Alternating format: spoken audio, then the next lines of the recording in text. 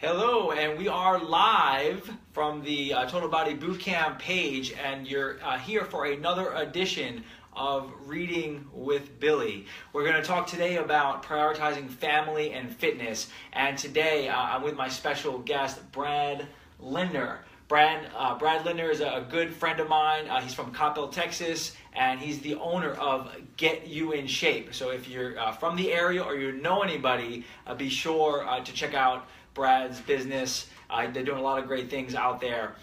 The topic today, a lot of people are asking, life is busy. We're all juggling lots of different balls, and we don't want to let those balls drop. We want to be able to prioritize the important things in our lives.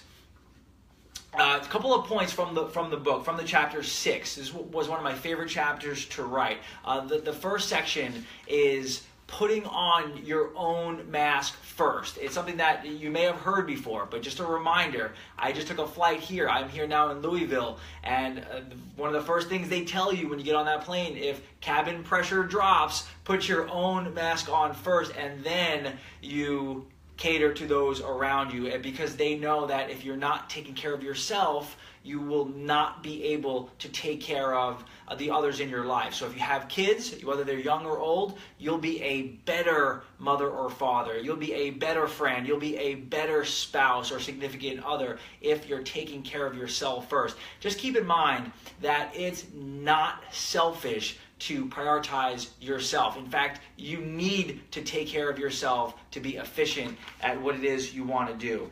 Another thing I wanted to mention is calendars and checkbooks don't lie. There's a great quote that if you show me somebody's checkbook, well, maybe not a checkbook anymore, but you show me somebody's bank statement and you show me their calendar, I'll show you what's important to them. And that is very true. A lot of us say that different things are important to us. They say that fitness and health is important to them, but when you look at their bills, it's filled with nothing but snacks and junk food. And you look at their calendars and there's no wellness visits and there's no workouts to be found. Keep in mind that you have to live out those values. So what is it that is important to you? I have a list of things that are important to me, like reading, like my own fitness, like my family, like church, like Brazilian Jiu-Jitsu, and like developing relationships. So these are things that are important to me. So those are the things that if I'm doing this right, you'll find me spending money on, and you'll find those things in my calendar.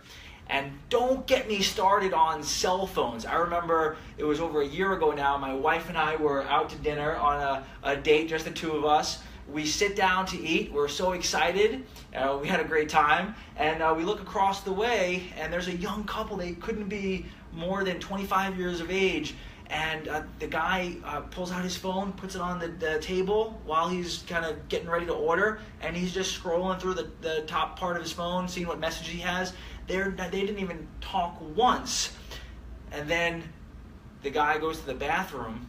I happen to also have to go to the bathroom. I go to the bathroom, and the guy's going to the bathroom, and he's using his phone while he's going to the bathroom.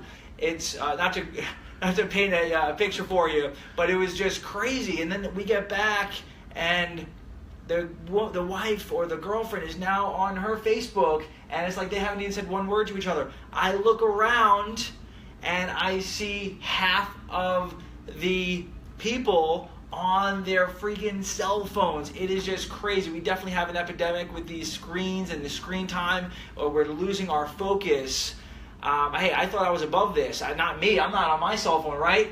Sure enough, one day I'm working from home, and I walk upstairs. I have my office downstairs. I hadn't checked my phone all day. I was super proud of myself. So I'm checking it now. Now I'm going into family time, and I'm checking my phone.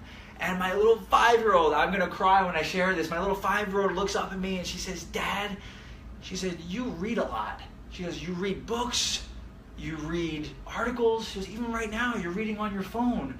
And man, my heart just sank. She's basically crying out, telling me that I'm not paying attention to her. I put that phone aside, I shut it off, and I said, "Sweetie, I will not be on my phone when I'm with you from now on." It was a real big wake-up call for me, and now I try to be as intentional as possible and I want to be engaged, fully engaged with what I'm doing. So whatever it is that you're doing, be fully present, whether you're at work, whether you're at the gym, or whether you're with your family. Just be there and be there to the best of your ability. So I mentioned my friend Brad. I just want to share a bit about Brad. Brad is one of my best friends, and we're together here.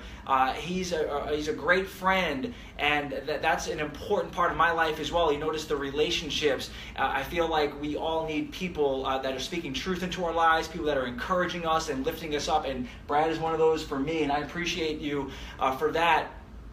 Life it's kind of busy regardless of what our priorities are. We're doing a lot of things, and sometimes the most important things can be missed. We think we see things, but we're so caught up in what we're doing that we might miss things. And when you have good people around you, they can help point those things out. And again, they can encourage you, because life is hard. No matter how great things are going, life is hard, and you need people in your life that are going to encourage you. So that's another thing that I just challenge you or encourage you to do is think about the people you're spending your time with. A little more about Brad. He is a great family man. He's one of the last true family men. He's got 4 great kids, a beautiful wife, and he has a 5th on the way. So I know they're excited about that. So Brad, what can you share in terms of health, fitness, balance, or those kinds of things? Anything you want. So first, he just said encouragement, but I have to also say accountability. So as it relates to your health, fitness, and making some priorities in your life, which he said, family and fitness, you've got to have some accountability in your life, whether it be your spouse, whether it be your coach. With us, we're holding each other accountable with some of our family goals, our business goals, and really just helping each other move forward in the right direction. So that's the first thing. The other thing is, when it comes to making priorities, we have to have a reason why we're making priorities. So he mentioned, I've got 4 kids. I've got 1 on the way. I also run a business just like him. We deal with the same people that are busy, that have kids, that have full-time jobs, and so if you don't have a reason why you're doing what you're doing, so it's pretty easy. What Billy, he's got his kids as well. So I've got 4 kids, and so my reason why I need to stay healthy. I'm 41, and when I've got a 5-year-old, I've got a 4-year-old, I've got a 2-year-old, and I've got an 8-month-old. So every choice that I make on a daily basis is going to pull me in the forward direction. So when I'm 51, 10 years from now, you can do the math. 15, 14, 12, and 10.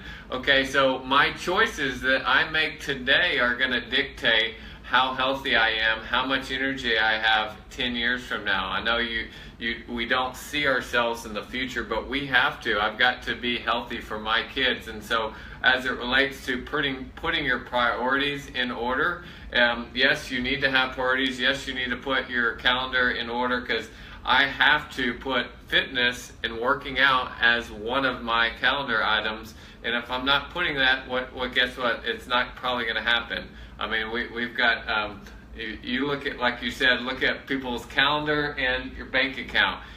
Bank account could be pretty simple. How many times did I go out to a restaurant last week? If I went out 2 or 3 times, I'm spending X amount of money for those 2 or 3 times. Mm-hmm. And I'm probably not eating the same amount what I should be eating as it relates to my health and fitness and my goals. So the overeating, the calories are going to be more. You're going to have a lot of preservatives, a lot of processed foods. It's very tough eating out. So again, accountability is number 1. Find some people that are going to help you with where you want to go. So if you have some friends that aren't helping you, and hey, eat this dessert, or you got one more pie in you, or whatever that is. So having friends that are on board with what your goals are, and especially as it relates to losing weight and feeling great, that's number 1. But number 2 is you've got to have reasons why you want to lose weight and feel great.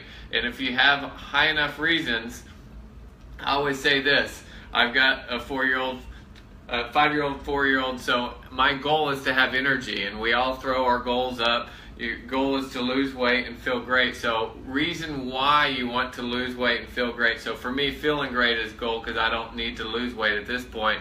Feeling great, I want to feel great so that when I get home, I have energy to play with my 4 kids, and I want to play with them. I want to be in their lives. I want to do that. So the choices, so choices is another big word, choices I make each and every day are going to dictate how much energy. So the choice to get up and exercise, the choice to drink water because we know that we should drink more water, the choice to eat smaller portions throughout the day because energy from food gives us energy. It's going to help us give energy throughout the day instead of kind of the old fashioned 3 square meals a day, which is not going to get me energy when I get home and play with my kids.